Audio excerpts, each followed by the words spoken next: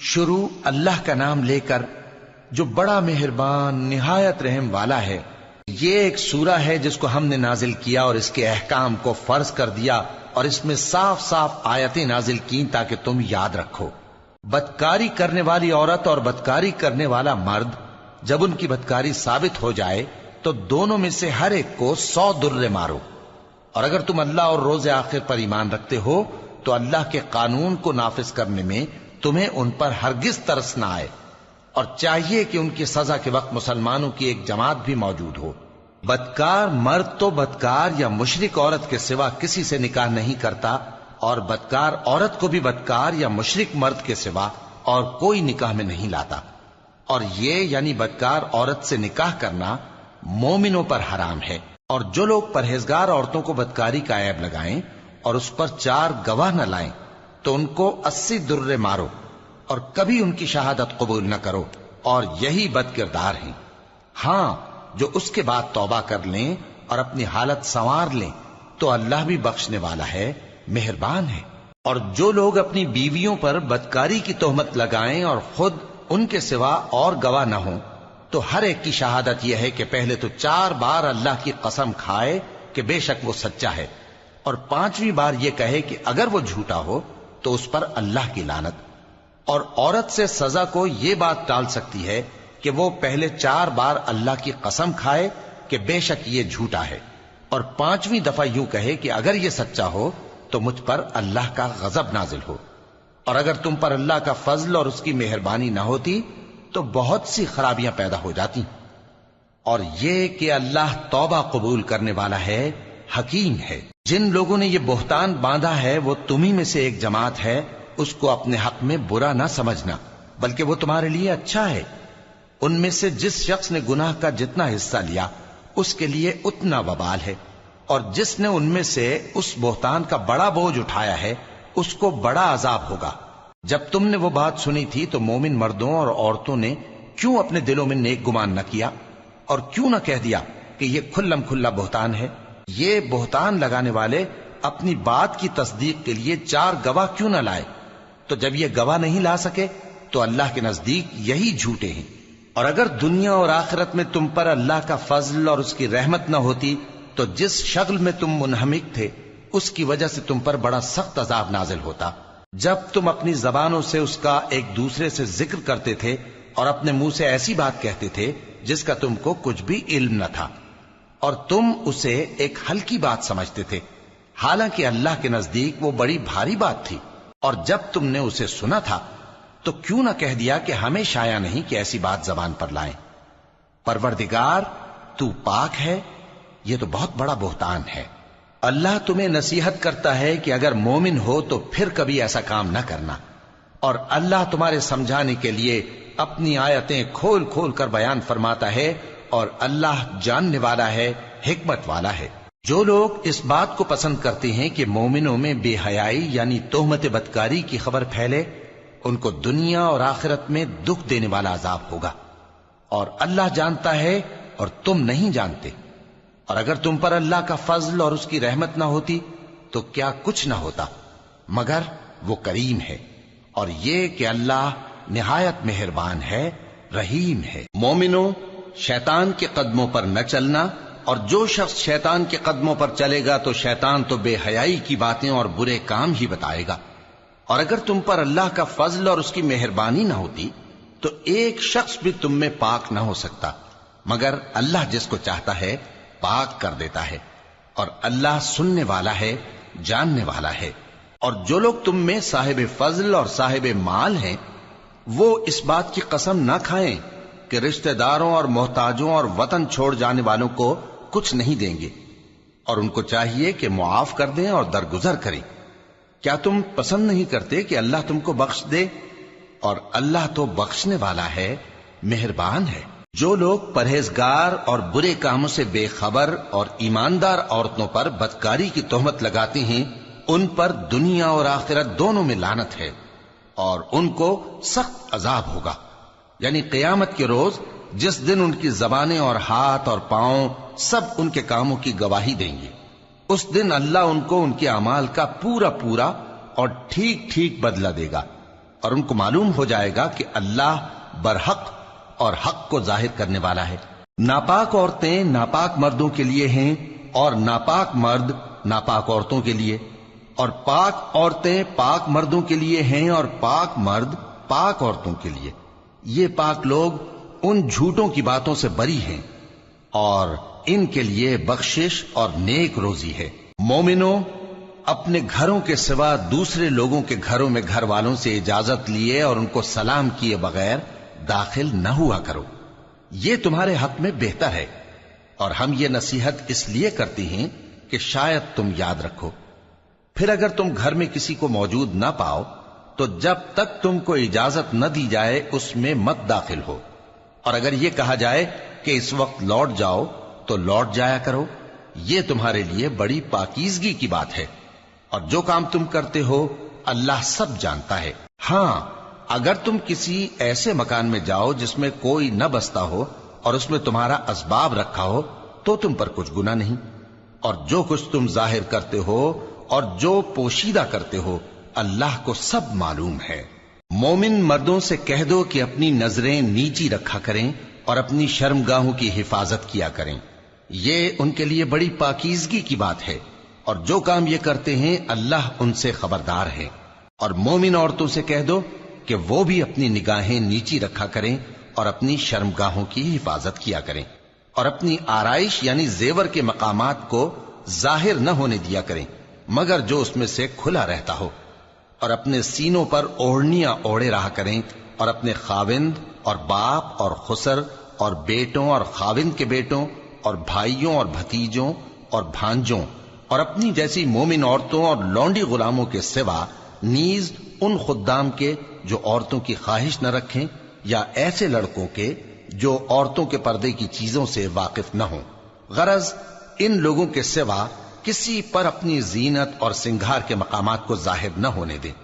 اور اپنے پاؤں ایسے طور سے زمین پر نہ مارے کہ جھنکار کانوں میں پہنچے اور ان کا پوشیدہ زیور معلوم ہو جائے۔ اور مومنوں، سب اللہ کے آگے توبہ کرو تاکہ فلاح پاؤ، اور اپنی قوم کی بیوہ عورتوں کے نکاح کر دیا کرو، اور اپنے غلاموں اور لونڈیوں کے بھی جو نیک ہوں نکاح کر دیا کرو۔ اگر وہ مفلس ہوں گے تو اللہ ان کو اپنے فضل سے غنی کر دے گا، اور اللہ بہت وسعت والا ہے، سب کچھ جاننے والا ہے۔ اور جن کو بیاہ کا مقدور نہ ہو وہ پاک دامنی کو اختیار کیے رہیں یہاں تک کہ اللہ ان کو اپنے فضل سے غنی کر دے۔ اور جو غلام تم سے مکاتبت یعنی مال دے کر پروانہ آزادی کی تحریر چاہیں، اگر تم ان میں صلاحیت اور نیکی پاؤ تو ان سے مکاتبت کر لو، اور اللہ نے جو مال تم کو بخشا ہے اس میں سے ان کو بھی دو۔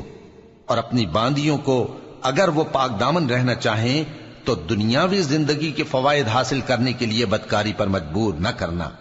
اور جو ان کو مجبور کرے گا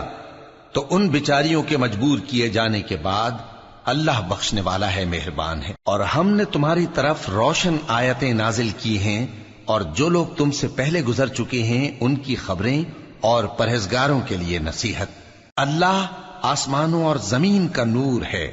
اس کے نور کی مثال ایسی ہے کہ گویا ایک طاق ہے جس میں ایک چراغ ہے، اور چراغ ایک قندیل میں ہے،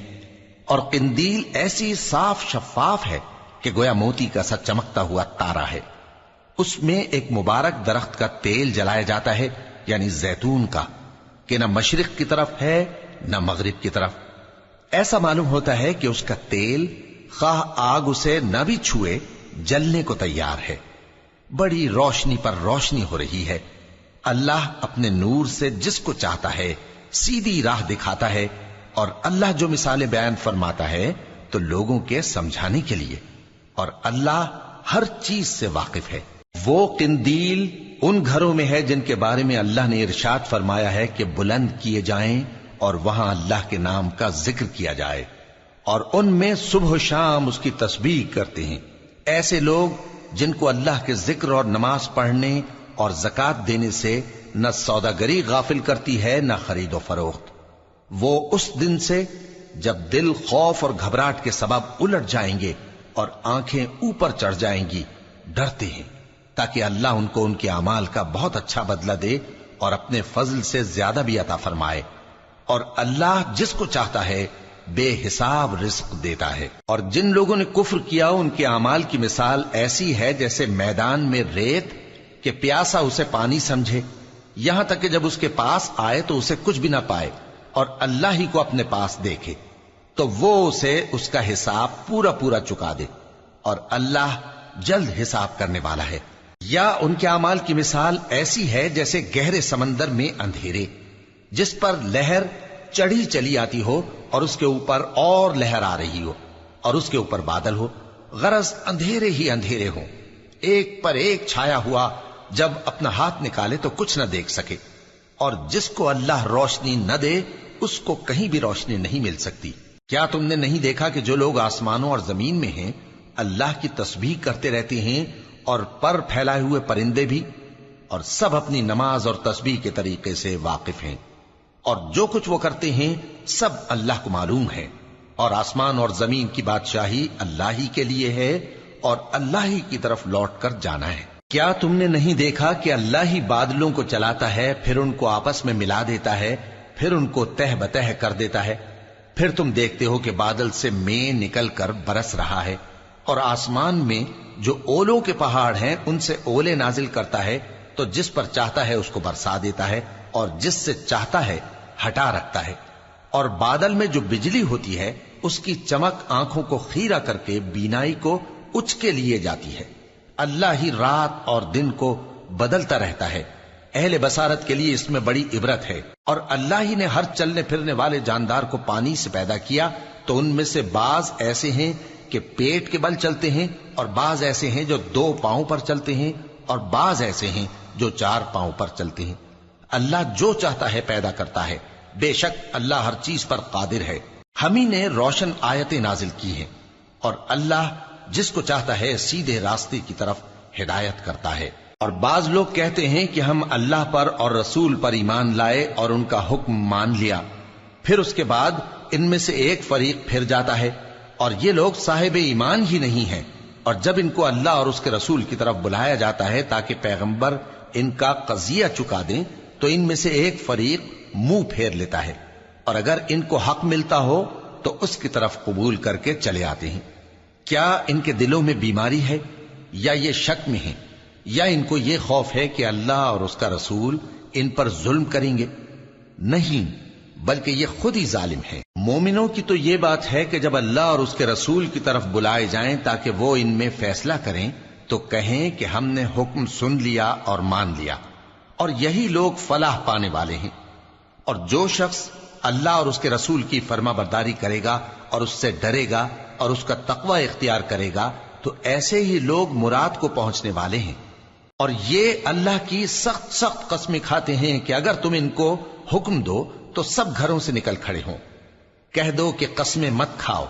پسندیدہ فرما برداری درکار ہے،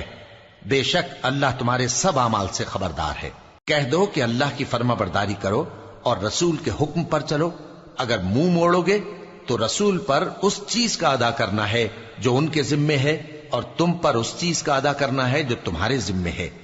اور اگر تم ان کے فرمان پر چلو گے تو سیدھا رستہ پالو گے، اور رسول کے ذمے تو صاف صاف پہنچا دینا ہے۔ جو لوگ تم میں سے ایمان لائے اور نیک کام کرتے رہے ان سے اللہ کا وعدہ ہے کہ ان کو ملک کا حاکم بنا دے گا، جیسا ان سے پہلے لوگوں کو حاکم بنایا تھا، اور ان کے دین کو جسے اس نے ان کے لیے پسند کیا ہے مستحکم و پائیدار کرے گا، اور خوف کے بعد ان کو امن بخشے گا۔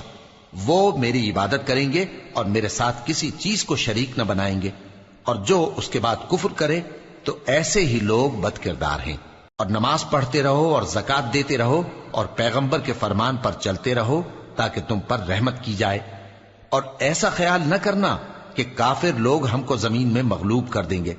ان کا ٹھکانہ دوزخ ہے اور وہ بہت برا ٹھکانہ ہے۔ مومنوں، تمہارے باندی غلام اور جو بچے تم میں سے بلوغ کو نہیں پہنچے 3 دفعہ یعنی 3 اوقات میں تم سے اجازت لیا کریں، ایک تو نماز فجر سے پہلے، اور دوسرے گرمی کی دوپہر کو جب تم کپڑے اتار دیتے ہو، اور تیسرے عشاء کی نماز کے بعد۔ یہ 3 وقت تمہارے پردے کے ہیں، ان کے آگے پیچھے یعنی دوسرے وقتوں میں نہ تم پر کچھ گناہ ہے اور نہ ان پر کہ کام کاج کے لیے ایک دوسرے کے پاس آتے رہتے ہو۔ اس طرح اللہ اپنی آیتیں کھول کھول کر بیان فرماتا ہے، اور اللہ بڑا علم والا ہے، بڑا حکمت والا ہے۔ اور جب تمہارے لڑکے بالغ ہو جائیں تو ان کو بھی اسی طرح اجازت لینی چاہیے جس طرح ان سے اگلے یعنی بڑے آدمی اجازت حاصل کرتے رہے ہیں۔ اس طرح اللہ تم سے اپنی آیتیں کھول کھول کر بیان فرماتا ہے، اور اللہ جاننے والا ہے، حکمت والا ہے۔ اور بڑی عمر کی عورتیں جن کو نکاح کی توقع نہیں رہی اور وہ زائد کپڑے اتار کر سر ننگا کر لیا کریں تو ان پر کچھ گناہ نہیں، بشرطے کہ اپنی زینت کی چیزیں نہ ظاہر کریں، اور اگر اس سے بھی بچیں تو یہ ان کے حق میں بہتر ہے، اور اللہ سنتا ہے، جانتا ہے۔ نہ تو اندھے پر کچھ گناہ ہے، اور نہ لنگڑے پر، اور نہ بیمار پر، اور نہ خود تم پر کہ اپنے گھروں سے کھانا کھاؤ، یا اپنے باپ دادا کے گھروں سے، یا اپنی ماؤں کے گھروں سے، یا بھائیوں کے گھروں سے، یا اپنی بہنوں کے گھروں سے، یا اپنے چچاؤں کے گھروں سے، یا اپنی پھوپھیوں کے گھروں سے، یا اپنے ماموؤں کے گھروں سے، یا اپنی خالاؤں کے گھروں سے، یا اس گھر سے جس کی کنجیاں تمہارے ہاتھ میں ہوں، یا اپنے دوستوں کے گھروں سے۔ اور اس کا بھی تم پر کچھ گناہ نہیں کہ سب مل کر کھانا کھاؤ یا جدا جدا۔ پھر جب گھروں میں جایا کرو تو اپنے گھر والوں کو سلام کیا کرو، یہ اللہ کی طرف سے مبارک اور پاکیزہ تحفہ ہے۔ اس طرح اللہ اپنی آیتیں کھول کھول کر بیان فرماتا ہے تاکہ تم سمجھو۔ مومن تو وہ ہیں جو اللہ پر اور اس کے رسول پر ایمان لائے، اور جب کبھی ایسے کام کے لیے جو جمع ہو کر کرنے کا ہو پیغمبر کے پاس جمع ہوں تو ان سے اجازت لیے بغیر چلے نہیں جاتے۔ اے پیغمبر، جو لوگ تم سے اجازت حاصل کرتے ہیں وہی اللہ پر اور اس کے رسول پر ایمان رکھتے ہیں، سو جب یہ لوگ تم سے کسی کام کے لیے اجازت مانگا کریں تو ان میں سے جسے چاہا کرو اجازت دے دیا کرو، اور ان کے لیے اللہ سے بخشش مانگا کرو، کچھ شک نہیں کہ اللہ بخشنے والا ہے، مہربان ہے۔ مومنو، پیغمبر کے پکارنے کو ایسا خیال نہ کرنا جیسا تم آپس میں ایک دوسرے کو پکارتے ہو، بے شک اللہ کو وہ لوگ معلوم ہیں جو تم میں سے آنکھ بچا کر کھسک جاتے ہیں۔ تو جو لوگ ان کے حکم کی مخالفت کرتے ہیں ان کو ڈرنا چاہیے کہ ایسا نہ ہو کہ ان پر کوئی آفت پڑ جائے یا تکلیف دینے والا عذاب نازل ہو۔ دیکھو، جو کچھ آسمانوں اور زمین میں ہے سب اللہ ہی کا ہے، جس طریق پر تم ہو وہ اسے جانتا ہے، اور جس روز لوگ اس کی طرف لوٹائے جائیں گے تو جو عمل وہ کرتے رہے وہ ان کو بتا دے گا، اور اللہ ہر چیز سے واقف